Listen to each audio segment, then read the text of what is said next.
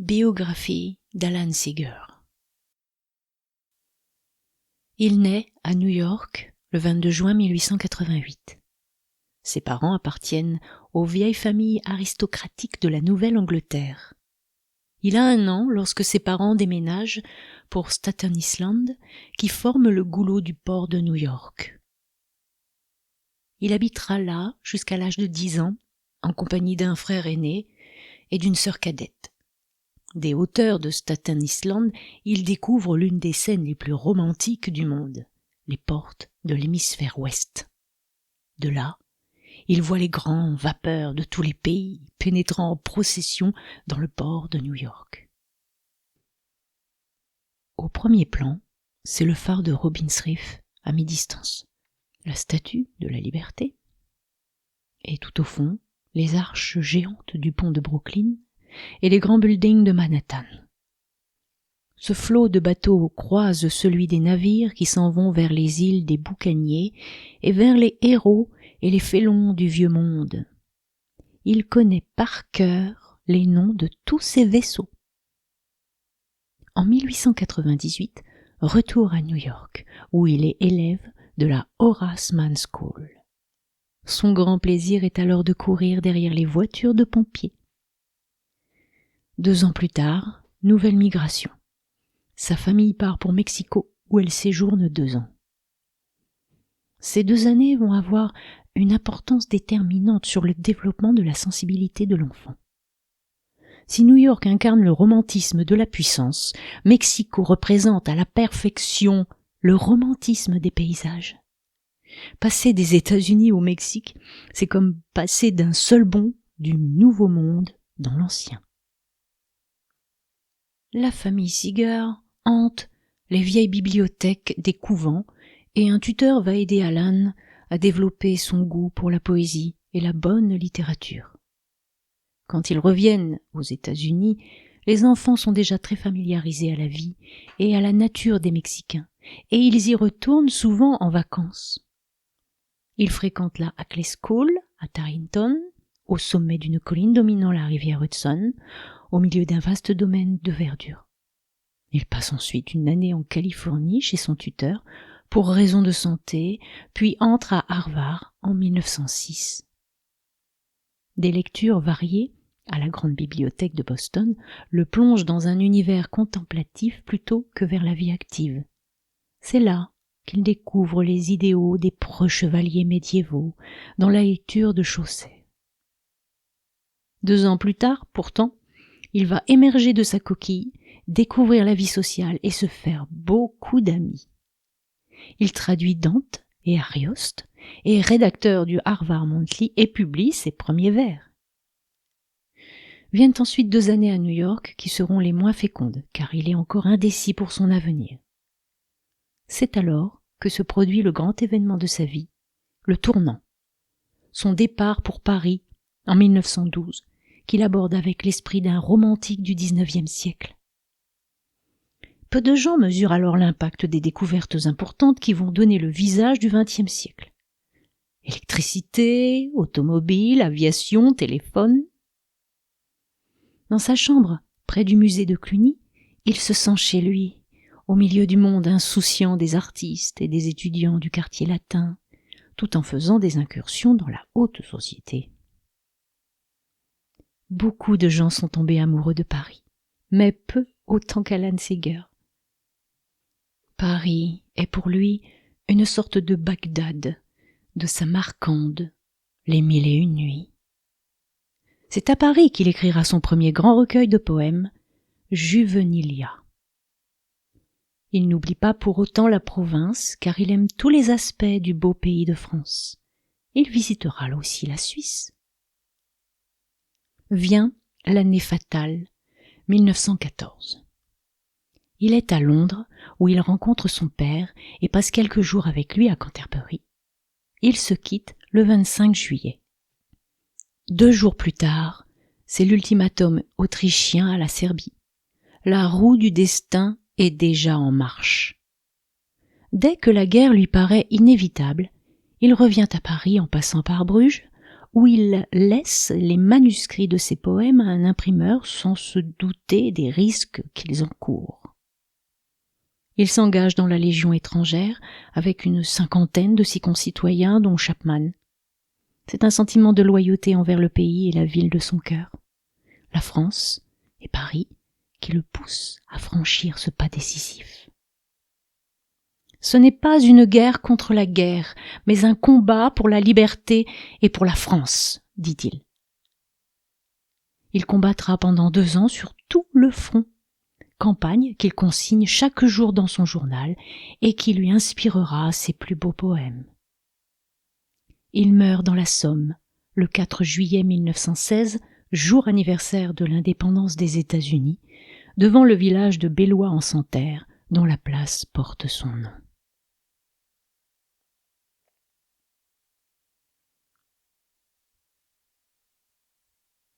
Il nous a paru important de présenter au lecteur 2 de ses célèbres poèmes de guerre. Ils sont peut-être les plus révélateurs de son état d'esprit, de la grandeur de ses sentiments. J'ai rendez-vous avec la mort. J'ai rendez-vous avec la mort sur quelques barricades convoitées. Quand le printemps reviendra bruissant d'ombre et parfumera l'air des pommiers en fleurs. J'ai rendez-vous avec la mort quand le printemps ramènera les beaux jours. Peut-être prendra-t-elle ma main pour me conduire dans son noir pays, me fermer les yeux et arrêter mon souffle. Peut-être l'accueillerai-je avec sérénité. J'ai rendez-vous avec la mort sur le flanc de quelque colline déchirée quand le printemps reviendra rôder cette année et que les premières fleurs s'épanouiront. Et pourtant, Dieu sait si l'on est bien blotti dans la soie parfumée, dans ce lieu où l'amour émerge d'un sommeil de béatitude, nos cœurs et nos respirations à l'unisson, et où un long réveil nous est précieux. Mais j'ai rendez-vous avec la mort, à minuit, dans quelque ville en flammes, quand le printemps revient au nord d'un pas léger. Et je serai fidèle à ma parole. Je ne manquerai pas ce rendez-vous. Ce poème fut écrit en mai 1916, 2 mois avant sa mort, au château de Bellinglise, dans l'Oise, près de Compiègne. Bellinglise. Au cœur de la forêt qui couvre les collines et couronne le sommet d'une verte vallée que je connais, s'étendent les beaux jardins et les terres ancestrales de Bellinglise, le beau château. Au travers des bosquets ombreux et des champs en friche, c'était pour moi une grande joie de venir voir au crépuscule ces tours antiques et ces pierres qui s'effritent, se refléter dans les eaux calmes d'un petit étang. Oh, si demain je tombais, mettez-moi en terre ici, que sur ma tombe, avec chaque année qui renaît, les fleurs des bois puissent fleurir et les colombes chanter. Et les amants, près de cet endroit secret, en passant, puissent s'arrêter un instant et s'enlacer, sein contre sein, à la lune montante. Là où dans des temps plus heureux, la trompe du chasseur renvoyait ses échos lointains et adoucissait les soirs d'été. Maintenant, sans cesse, tonne le canon, nuit et jour, déchirant de ses éclats de fer les tendres frondaisons. Et cependant, le doux printemps n'a rien abandonné de sa générosité passée. Le chant des oiseaux nous appelle encore. Même pendant la fusillade, l'aube est délicieuse. Même dans nos barbelés, fleurit le muguet. Vous qui aimez les fleurs, prenez celle-ci. Leurs frêles clochettes ont tremblé sous les salves d'obus, et dans les nuits sombres, quand l'ennemi furtif se glisse, elles ont été éclairées par la pâle lueur des fusées qui, au-dessus des champs déchirés et des villes anciennes détruites, dessinent en lettres de feu les braves frontières de la France.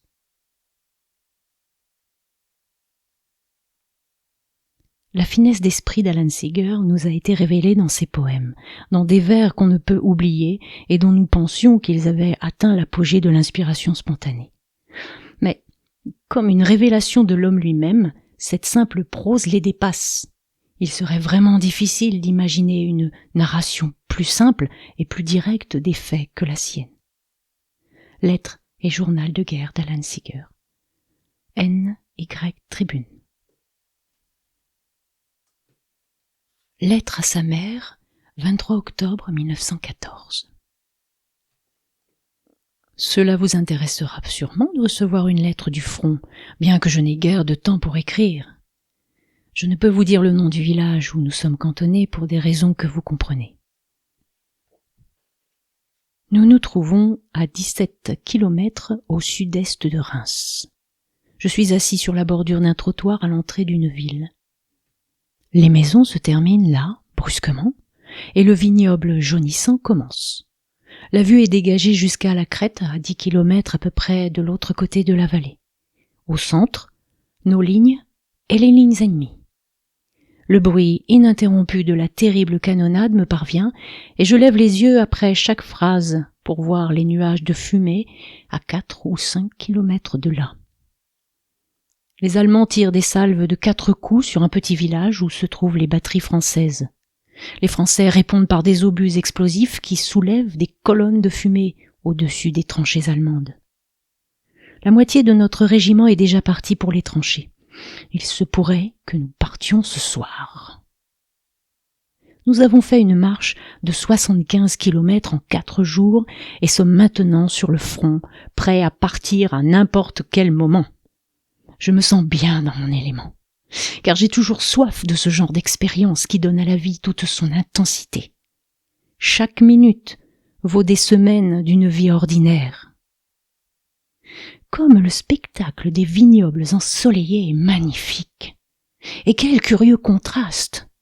En effet, sur ce coteau, les vendangeurs travaillent en chantant, et sur l'autre versant, le canon tonne. C'est une expérience qui vous marque pour la vie. Le soleil jaune de l'après-midi se déverse glorieusement sur cette vallée de Champagne. Bon, il me faut maintenant poster ma lettre.